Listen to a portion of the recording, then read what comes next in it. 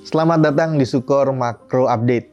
Neraca dagang Indonesia lagi-lagi mencatatkan surplus ke-56 bulan beruntun di bulan Desember. Dengan angka yang lebih rendah, separuh dari 4,42 miliar dolar di bulan November ke 2,24 miliar. Kalau melihat lebih detail, impor bulan Desember memang tumbuh secara signifikan dibanding bulan November. Semua komponen impor berdasarkan sektor, baik barang konsumsi, barang modal, dan barang mentah, tumbuh signifikan dibanding November. Dengan impor barang modal yang mencatatkan pertumbuhan paling tinggi sampai 19,60%.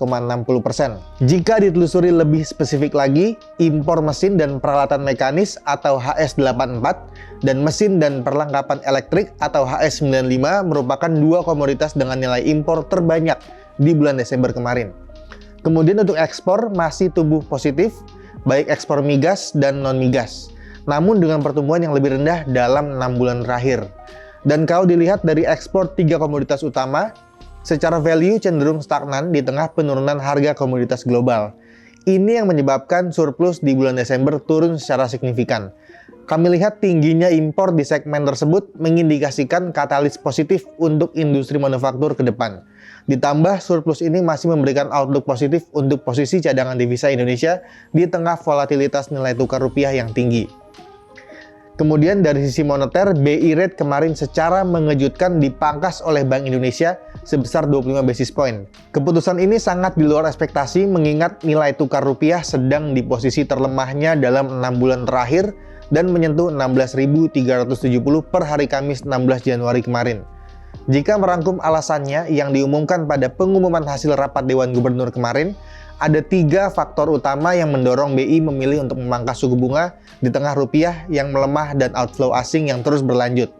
Yang pertama dari sisi eksternal, BI melihat arah kebijakan moneter The Fed dan ekonomi Amerika Serikat sudah lebih jelas outlook-nya dibandingkan akhir tahun lalu.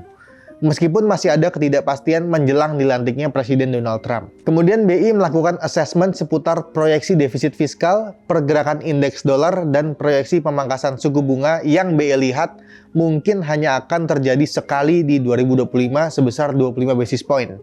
Padahal jika melihat statement di pengumuman hasil RDG bulan Desember kemarin, BI masih melihat ada potensi 2 kali pemangkasan suku bunga Fed Fund Rate di 2025.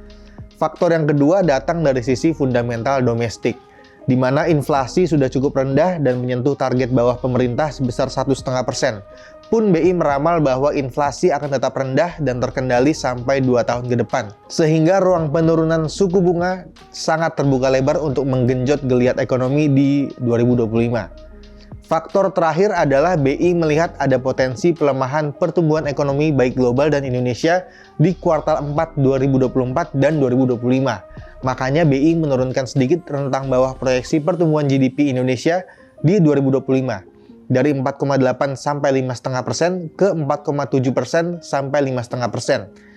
Penurunan BI rate ini langsung direspon positif oleh pasar dengan kenaikan harga-harga saham perbankan setelah pengumuman RDG kemarin. Kemudian yield SBN 10 tahun pun setelah mengalami kenaikan sejak awal tahun sampai ke 7,3% sempat turun ke 7,2% setelah pengumuman penurunan BI rate.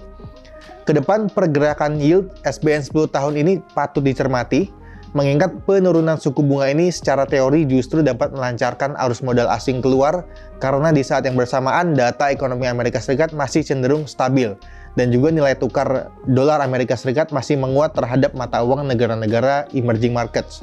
Sepertinya BI akan lanjut mengencangkan upaya intervensi pasar untuk menjaga nilai tukar rupiah dari depresiasi yang cukup signifikan terhadap US dollar. Ada potensi net flow asing akan berlanjut di pekan ini dengan pergerakan yield SBN 10 tahun berada di rentang 7,2 sampai 7,4%. Kami lihat rupiah mungkin akan tetap terkoreksi sedikit dalam jangka pendek, namun ini bisa jadi katalis positif untuk sektor yang sensitif terhadap suku bunga di jangka yang lebih panjang. Terlebih BI juga pasti sudah menyiapkan kebijakan stimulus lainnya untuk memastikan likuiditas tidak seret sehingga target pertumbuhan kredit yang di-upgrade dapat tercapai.